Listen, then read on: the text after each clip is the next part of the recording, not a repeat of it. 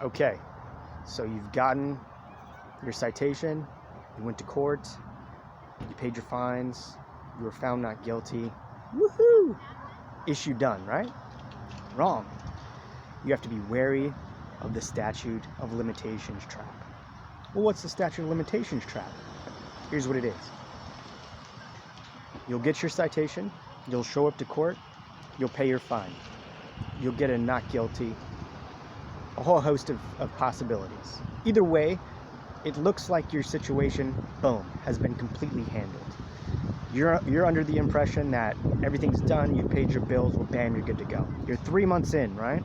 It's been 3 months since you've gotten your citation and since you finally finished the court work. Okay? Well, the statute of limitation gives the courts 1 year, 2 years, 3 years. It's different depending on the crime. From the date of your initial incident to file charges. So something will happen and then they have a year, or they have 2 years, 3 years, 5 years. It's different depending on what's going on to file charges. So you're 3 months in, you think everything's done. However, there's still 7 months until the year is over. So you'll go wherever it is you go, to another town, to back home, to your job, whatever. And you'll go about your business as normal, thinking that everything is fine. Well, within that 7 months, the court system will refile new charges, right? Regarding that same issue, which you thought you had handled. They'll then serve you new paperwork. If you don't get your paperwork, you're not going to know about the address or the court date that you're supposed to show up to. If you do get your paperwork, you're going to have to come back and handle the new issue. So if you don't get your paperwork, what's going to happen? Well, you're going to go and handle your business like you normally would, go to work, go to whatever, and then 5 years down the road, boom, you're going to get pulled over for something, right? Running a red light, for not having a headlight, for not using your blinker. There are so many things you can get pulled over for. It's insane. And the police officer, right, who wasn't there initially, right, who doesn't know anything about the issue, is going to run a warrant check. What's your name? You're driving, you have to show your ID, you have to show your license. What's your name? So you're going to show your ID. He's going to do a warrant check, right? You see it in the video that I posted before. That guy's doing a warrant check. He's checking to see if I have warrants. Well, if they find a warrant and they're going to know what county it's in, they've got to arrest you. They've got to arrest you. They've got to put you in their jail, and they've got to export you to the next town and put you in their jail, run your fingerprints, do a whole host of issues. You'll be in jail for about a week, maybe even more.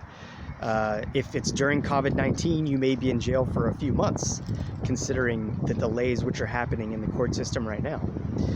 And you're not even going to know why, because you think you've handled the issue. Well, you're going to get in front of the judge, and the judge, who wasn't there before because it's a brand new judge who has no idea what's going on, you're going to say, well, why didn't you answer your new charges? We sent you paperwork. You'd be like, I had no idea what was going on. Like, I thought I handled my issue, right? And that's what it is. You think you handled your issue, but they filed new charges.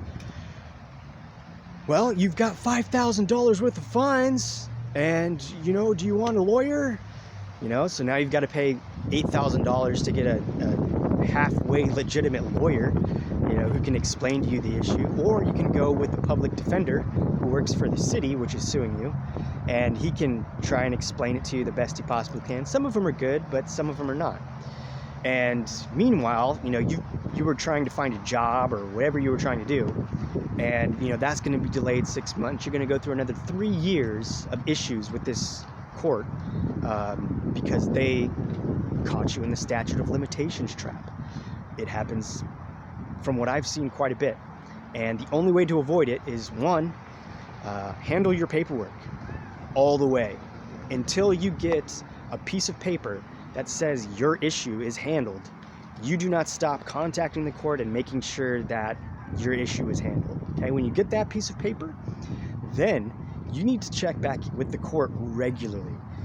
Every month for the next year, if you can, and make sure that there aren't any new charges being filed.